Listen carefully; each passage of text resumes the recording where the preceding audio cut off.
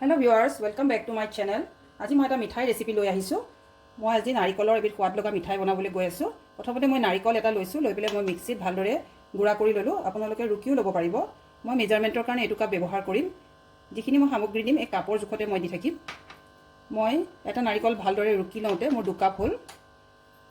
তাৰ হিচাপতে মই চেনি আধা কাপ লম, কিন্তু একচুয়ালি মই মিল্ক মেড দিম যেহেতু সেই গতিকে মই চেনি আধা কাপ লৈছো। মিল্ক মেড দিলে চেনি কিন্তু সম্পূৰ্ণ 1 কাপ দিব লাগিব। আৰু তাৰ লগত মিলাই মই ল'ব লাগিব মিল্ক পাউডাৰ মই আধা কাপ লম, এটো কাপৰ জোখতে লম। আৰু মই আমুল তাজা লম, যেহেতু মোৰ 2 কাপ নাৰিকলৰ গুড়া আছে, ঠিক তেনেদৰে মই 2 কাপেই আমুল তাজা লম। এতিয়া আপোনালোকে চাই থাককচোন মই কেনেদৰে বনাও। এতিয়া মই পেন এখন গৰম কৰি লৈছো, তাতে মই 2 টেবুল স্পুন মই গৰু ঘিউ দি দিম।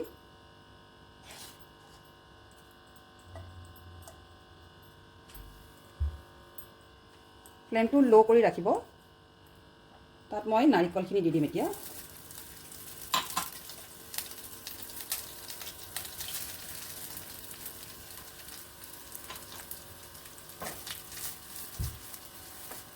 ভালদৰে লৰাই থাকিব লাগিব।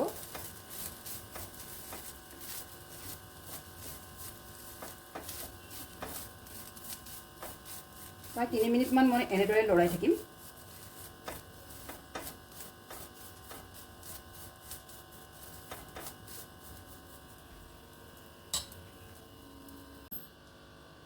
এতিয়া মোৰ 3 মিনিট মান হৈ গ'ল, মইশ্চাৰটো গ'ল। এতিয়া মই গাখীৰখিনি দি দিম।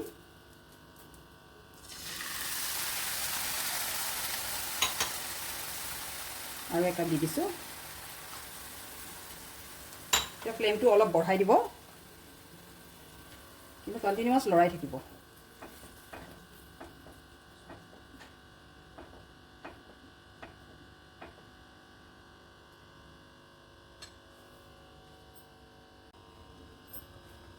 এতিয়া মই এটো ভালদৰে উতল আহি গৈছে।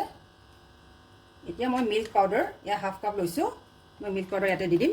অলপ অলপকৈ দি এনেদৰে লৰাই থাকিব, নহলে লাগি যাব পাৰে।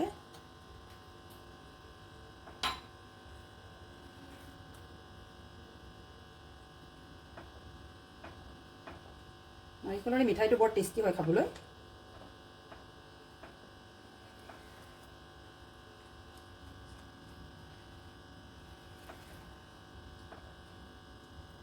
লৰাই থাকিব। এই গোটেই প্ৰচেছটো হওঁতে প্ৰায় 15 পৰা 20 মিনিট সময় লাগিব। জুইটো অলপ বঢ়াই দিছো আকৌ।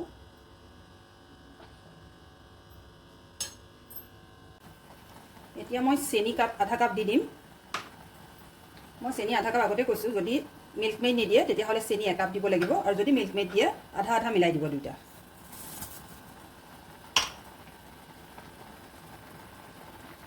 মিল্ক মেড দিয়াৰ লগে লগে টেষ্টটো বেছি এনহেন্স হৈ যায়, গতিকে পাৰিলে মিল্ক মেডটো দিব, স্কিপ নকৰিব। এতিয়া এনেদৰে লৰাই থাকক।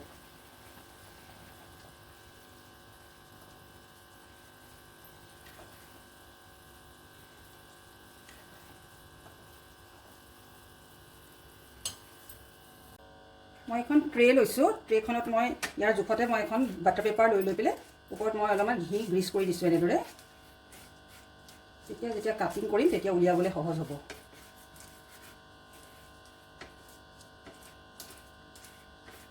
এতিয়া মই এইখিনি দি দিওঁ ইয়াতে, অলপমান ঠাণ্ডা হৈ গ'ল।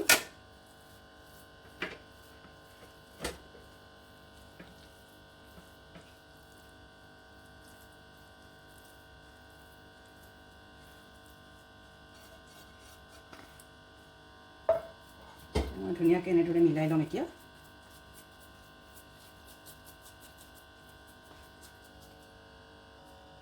এতিয়া মই এইটো ভালদৰে সেট কৰা হৈ গ'ল। এতিয়া মই আধা ঘণ্টাৰ কাৰণে ফ্ৰিজত থৈ দিম, তাৰপিছত মই কাটিং কৰিম।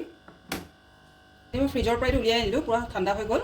মই ওপৰত আলমণ্ড দি পেলাই অলপমান ইয়াতে গাৰ্নিছ কৰি ল'লোঁ। এতিয়া মই এইখিনি কাটিম। বৰফি আকাৰটো কাটি ল'ব পাৰে, মই এতিয়া চিধা চিধাকৈ কাটি ল'ম।